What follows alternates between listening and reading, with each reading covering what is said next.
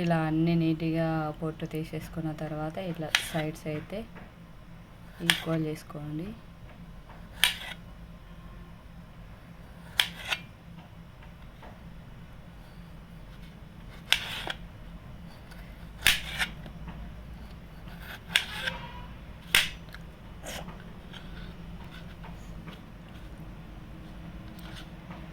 అలా వేసేసుకున్నాక ఇలా పొడవు అయితే కట్ చేసుకోండి. ఇలా అన్నీ అలాగే కట్ చేసుకోండి.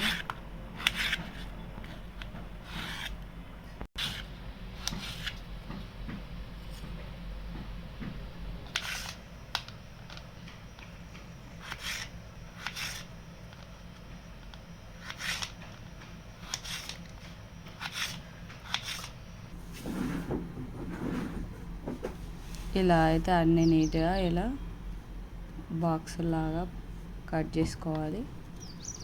నెక్స్ట్ అయితే వీటిని వాటర్లో కడిగేసుకోవాలి నీట్గా. ఇలా అయితే గిన్నెలో వాటర్ తీసుకొని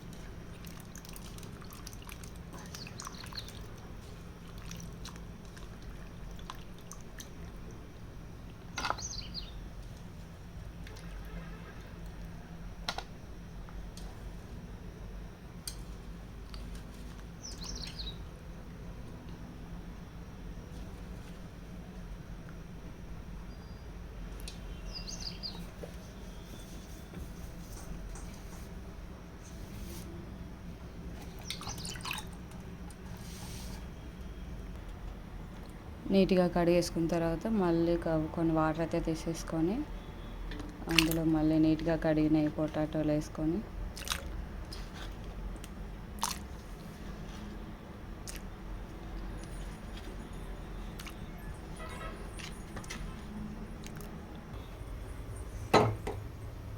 ఇలా అయితే గ్యాస్ మీద పెట్టి 5 minutes అయితే వీటిని ఉడకనివ్వాలి. ఉడికే టైంలో కొంచెం అయితే సాల్ట్ వేసుకోవాలి. మరీ మెత్తగా ఉడకనివ్వకూడదు, కొంచెం మీడియంగా ఉడకాలి.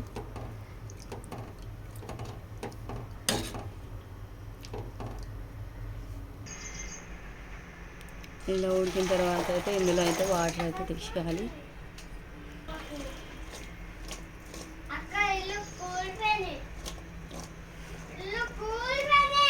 మెత్తగా కాకుండా ఇట్లా స్ప్రింగ్లా వంగేలాగా ఉడికించుకోవాలి. మరి మెత్తగా ఉడికితే అయితే రాదు.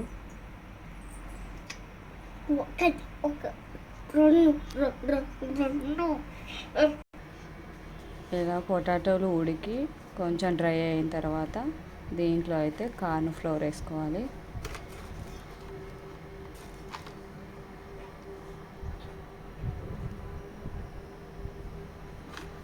కార్న్ ఫ్లోర్ వేసుకున్న తర్వాత వీటిని అయితే చేతితో కలపకుండా ఇలా పైకి కిందికి అయితే అనేసేయాలి.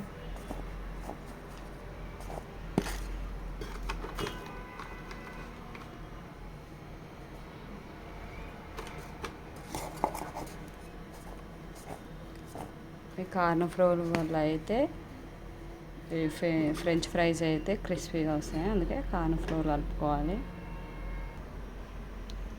చూడండి, కార్న్ ఫ్లోర్ కలిపాక ఇలా అయితే ఉంటాయి. లైట్గా పిండండి.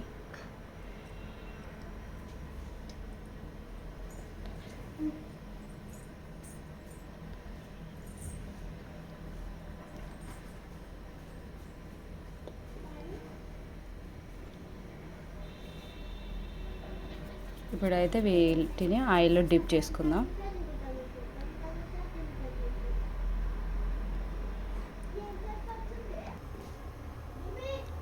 ఇలా కడాయిలో అయితే ఆయిల్ పోసేసుకొని ఆయిల్ అయితే బాగా వేడెక్కనిద్దాం.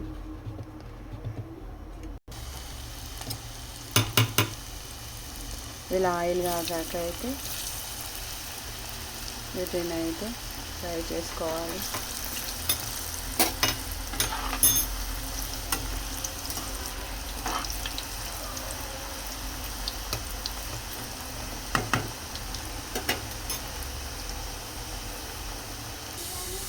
చూడండి ఇలా కొంచెం కొంచెం అయితే కలర్ చేంజ్ అవుతూనే ఇలా బ్రౌన్ కలర్ వచ్చే వరకు ఫ్రై చేసి తీసేసుకోవాలి.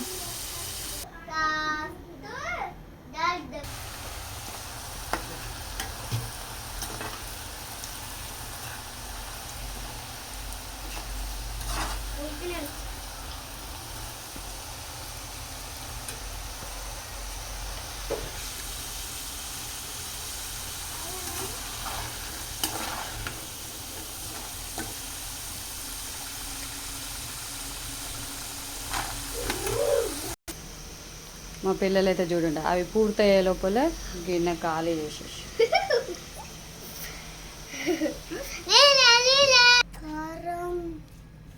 ఫైనల్గా అయితే ఫ్రెంచ్ ఫ్రైస్ ఫ్రై అయిపోయినాయి. దీంట్లో అయితే కొంచెం సాల్ట్,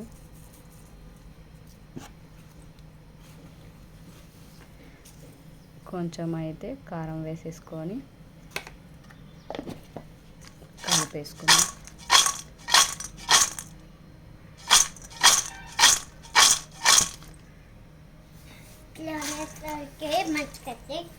చూడండి ఎంతో టేస్టీగా ఉండే ఫ్రెంచ్ ఫ్రైస్ ఇంట్లోనే ఈజీగా ఇలా తయారు చేసుకోవచ్చు. ఇప్పుడైతే మా పిల్లలైతే ఆగట్లేదు, వాళ్ళనైతే టేస్ట్ చూసి చెప్పుకున్నాం.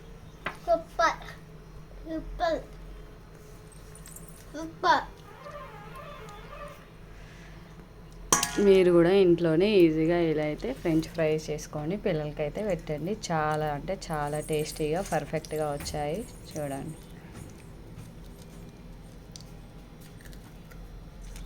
మా పిల్లలు అయితే చేస్తూనే సగం తినేసారు. లాస్ట్కి అయితే ఇవి మిగిలి. తప్పకుండా ట్రై చేయండి.